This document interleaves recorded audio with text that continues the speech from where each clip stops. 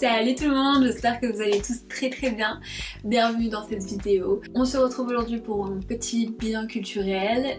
Ça fait un moment que j'en ai pas fait, donc ça tombe bien, j'ai plein de trucs trop cool à vous présenter. Avant de commencer, j'aimerais vous parler de mes nouvelles boucles d'oreilles. Je dis toujours que c'est mes nouvelles boucles d'oreilles alors que ça fait genre un mois que je les ai achetées. En gros, c'est une pote qui a commencé à ouvrir sa boutique Etsy. Donc sa marque s'appelle Yori Studio et elle vend du coup des belles boucles d'oreilles comme celle-ci, plein de modèles différents et tout, et je kiffe ce qu'elle fait. Du coup je lui ai acheté une petite paire, voilà, qu'est-ce que vous en dites? Moi je les adore, elles sont trop belles. Je vous mets son Insta en barre d'infos si vous voulez aller voir tout ça. Donc on va commencer avec le bilan culture.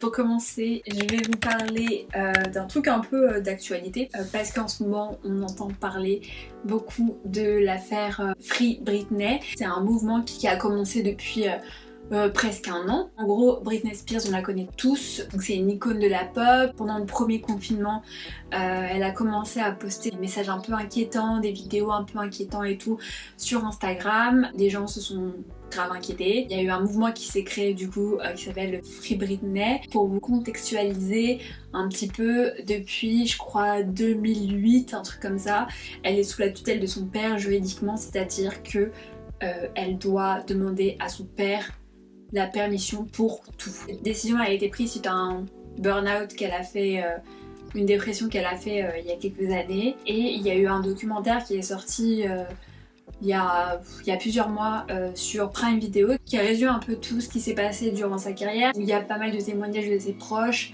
d'avocats pour expliquer juridiquement ce que ça consiste d'être sous la tutelle de quelqu'un.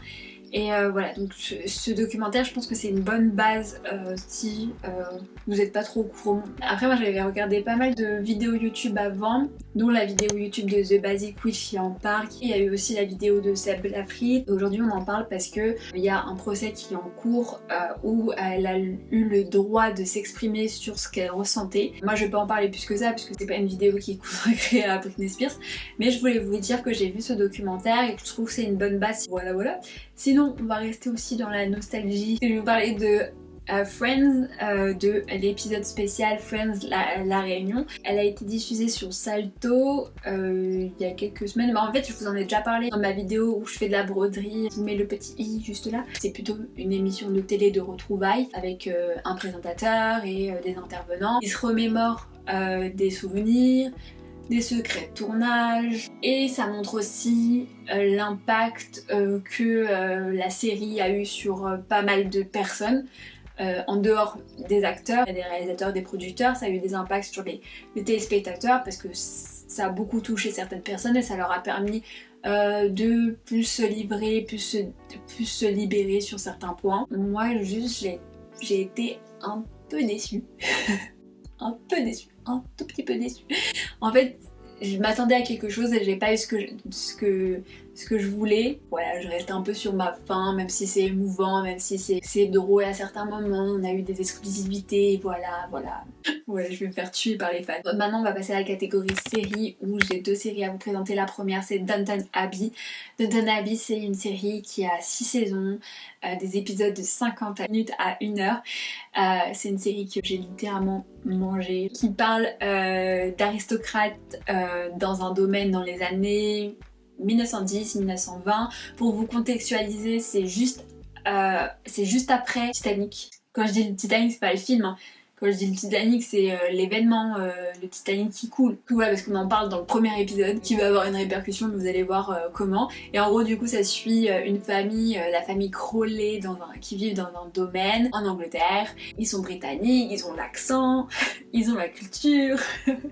Donc moi, je kiffe, moi j'aime bien. Ça me dérange pas du tout, je sais qu'il y en a certains qui ça leur dérange, mais moi j'aime trop l'accent britannique. Tant qu'il y a les sous-titres, ça me va, parce que sinon, des fois, j'arrive pas trop à comprendre. Donc c'est une série dramatique, romantique, historique. Donc la famille, elle est constituée de lady, de lord. Dont les lady, il y a 3 lady: Lady Mary, Lady Edith et Lady Sybil. Lady Mary, c'est la plus grande des filles. Elle sait ce qu'elle veut dans la vie, elle a un caractère assez dur, voilà. Lady Edith, on pense qu'elle est elle est pas assez jolie pour se marier, alors que pas du tout, moi je la trouve très jolie. Lady Sibyl, c'est la dernière un peu aventurière, qui en a rien à faire qu'elle soit aristocrate et qui veut de l'aventure, qui veut découvrir le monde. Voilà, c'est vrai que c'est un peu cliché hein, quand même. Mais c'est grave cool, moi j'aime trop. Et puis voilà quoi, c'est une série sympa, à regarder. Peut-être que vous la connaissez déjà de nom, ou même si peut-être vous l'avez déjà vue, parce que c'est vrai que elle date quand même. Il y a un film qui est sorti aussi, je l'ai pas encore vu. J'attends un petit peu avant de le regarder tellement j'ai envie de terminer les 6 saisons là, donc voilà. Quoi d'autre? Nouvelle série qui n'a rien à voir dans l'ambiance, qui n'a pas du tout la même ambiance, c'est une série que je suis en train de regarder actuellement qui s'appelle Mare of Easttown. C'est une série qui a une saison pour le moment, il y a 7 épisodes d'à peu près 50 minutes, 45 à 50 minutes maximum. Et cette série, c'est une enquête. Mère, elle s'occupe d'une enquête. En fait, il y a eu un crime qui s'est produit dans la ville. Et 1 an avant les faits, il y a eu une disparition. On n'a toujours pas retrouvé la fille. On suit Mère dans cette enquête-là. Elle va essayer de voir s'il y a un lien entre les deux affaires. Ce qui est intéressant aussi, c'est que c'est une petite ville. Donc elle connaît littéralement tout le monde dans la ville. Limite, les gens qu'elle connaît, elle a grandi avec eux, c'est sa famille. Sa mère, elle est jouée par Kate Winslet. Donc voilà quand même. Et voilà, on rentre trop dans l'univers, c'est trop intéressant, intriguant, trop bien. Je vous la conseille si vous aimez bien les enquêtes policières et tout. Maintenant, on va passer à la catégorie livre. Je vais vous parler de l'histoire des 3 Adolphes, écrit et dessiné par Osamu Tezuka. Je pense que je l'ai mal prononcé, mais c'est pas grave. Donc l'histoire des 3 Adolphes, c'est une enquête aussi, mais en manga. Celui-là, c'est le volume 1, il y a plusieurs éditions aussi, vous n'avez pas que cette couverture.